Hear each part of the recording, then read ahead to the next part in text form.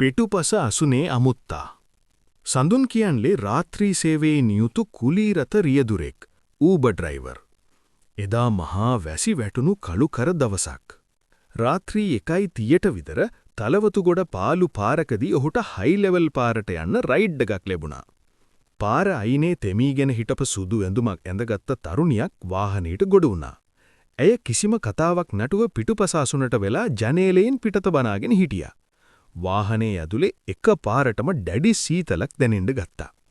ඒ සීතල නිකම්ම AC එකේ සීතල නෙවෙයි, හරියට මල ගෙදරක තියෙන මලකුණු ගඳක් එක්ක මුසු වුණු මූසල සීතලක්.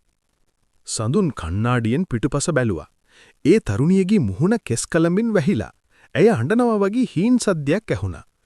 "නංගි ප්‍රශ්නයක්ද?" සඳුන් ඇහුවා. පිළිතුරක් නැහැ. ඒ වෙනුවට ඇහුනේ නියපොතු වලින් සීට් එක හූරන කිරි ගාන සද්දයක් විතරයි. එක පාරටව රේඩියෝ එකේ සින්දු නැවතිලා ලොකු ගොර සද්දයක් එන්න ගත්තා.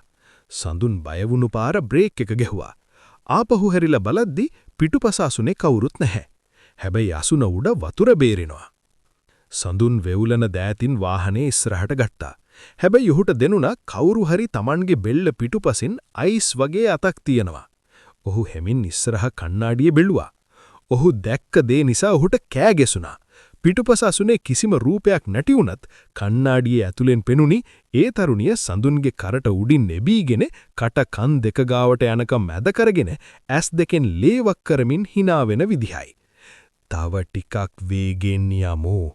ඇය ඔහුගේ කන ගාවින්ම කොඳුරනවා ඇහුණා. පහුවදා උදේ පාර අයිනේ තිබුණ ලේ විලක් මැද සඳුන්ගේ වාහනය හමු වුණා.